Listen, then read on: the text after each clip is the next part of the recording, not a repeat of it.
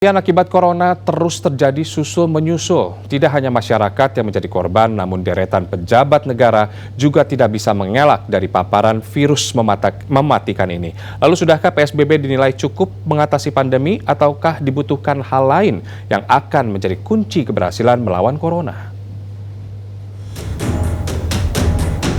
Terus ditemukannya kasus positif COVID-19 di gedung kantor Balai Kota membuat Gubernur DKI Jakarta Anies Baswedan menutup gedung Blok G Balai Kota selama 3 hari hingga Sabtu 19 September nanti. Hal ini dilakukan menyusul ditemukannya 2 orang ASN yang dinyatakan positif COVID-19. Di hari pertama penutupan tampak sejumlah petugas keamanan berjaga di depan pintu gedung G Balai Kota.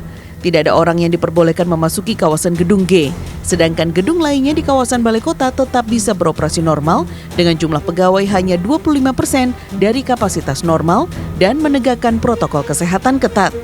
Penyemprotan disinfektan juga dijadwalkan rutin sesuai dengan Pergub DKI Jakarta nomor 88 tahun 2020 tentang pemberlakuan PSBB total jilid 2 yang mengharuskan penutupan gedung perkantoran bila ada pegawai yang positif COVID-19.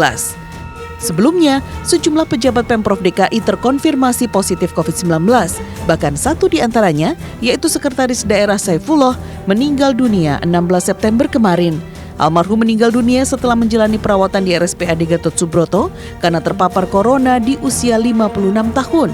Mendiang dikebumikan di pemakaman keluarga di Jalan Sungai Kendal, Cilincing, Jakarta Utara oleh petugas ber-APD lengkap. Keluarga mengenang sosok humoris dan penyabar ini di tengah dera rasa kehilangan mereka.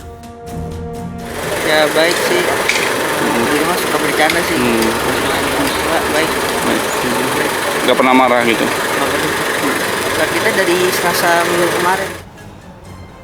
Tidak sedikit yang mempercayai virus corona hanya sebuah teori konspirasi. Padahal korban terus berjatuhan termasuk dari kalangan pejabat.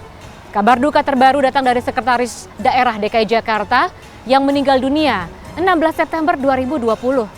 Sekda DKI Jakarta Saifullah meninggal dunia setelah beberapa hari dirawat di RSPAD Gatot Subroto, Jakarta Pusat. Hal ini menunjukkan COVID-19 tidak pandang bulu, bisa menjangkiti siapa saja termasuk dari kalangan pejabat yang notabene memiliki fasilitas kesehatan kelas wahid dan disiplin menerapkan protokol kesehatan. Pejabat negara lain yang terpapar COVID-19 adalah Menteri Kelautan dan Perikanan Edi Prabowo. Ia dikabarkan jatuh sakit pekan lalu usai kunjungan kerja ke Nusa Tenggara Timur, Maluku, dan Kalimantan Timur. Mengutip Detikkom, Wakil Ketua Umum Partai Gerindra Sufmi Dasko Ahmad menyatakan Edi sempat masuk ruang ICU. Namun kini kondisinya sudah membaik dan dinyatakan negatif COVID-19. Hal ini sekaligus mengkonfirmasi kabar yang sempat menyebut Menteri KKP dirawat di RSPAD Gatot Subroto dalam kondisi semakin kritis. Angka kematian akibat kasus COVID-19 di Indonesia telah melampaui 9.000 jiwa. Jadi masihkah Anda meremehkan virus ini? Saatnya kita lebih peduli lagi dan disiplin menerapkan protokol kesehatan demi kesehatan diri, kesehatan keluarga, dan lingkungan sekitar. Menggunakan masker, sering mencuci tangan, dan menjaga jarak agar terhindar dari virus corona.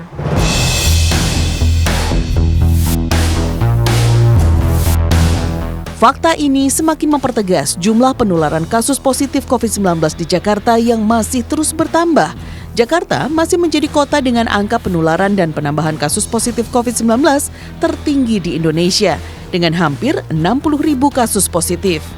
Sedangkan efektivitas PSBB baru bisa dilihat pada hari ke-7 pasca diterapkan, sehingga pakar epidemiologi menilai Jakarta membutuhkan lebih dari sekedar PSBB untuk menekan laju penularan COVID-19. Berbagai syarat lainnya dibutuhkan agar penularan COVID di Jakarta dapat segera dihambat.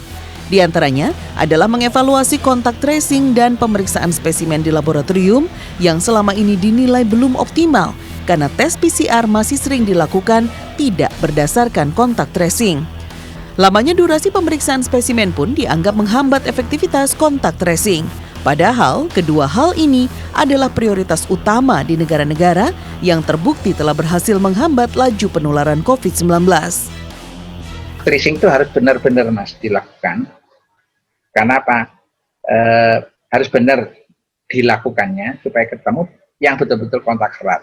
Yang didapat sebetulnya bukan bukan yang positif sebenarnya gitu. Nah, ini salah satu kelemahannya. Terus yang kedua dari kelemahannya adalah jadi kontak tracing nggak pas. Terus yang kedua adalah laboratorium itu terlalu lama, Mas. Nah, ini yang kemudian menjadi mereka-mereka yang kontak erat lolos karena yang melakukan kontak tracing tadi dan orang yang ditanya, orang yang positif itu kemana saja ya kelupaan. Bila tracing atau pelacakan kasus dan efektivitas laboratorium telah ideal, maka isolasi terkendali dan pemberlakuan PSBB baru bisa berjalan efektif, sehingga laju penularan COVID-19 dapat diredam. Hal ini tidak hanya berlaku di Jakarta, tapi juga di seluruh Indonesia. Tim Liputan Transmedia.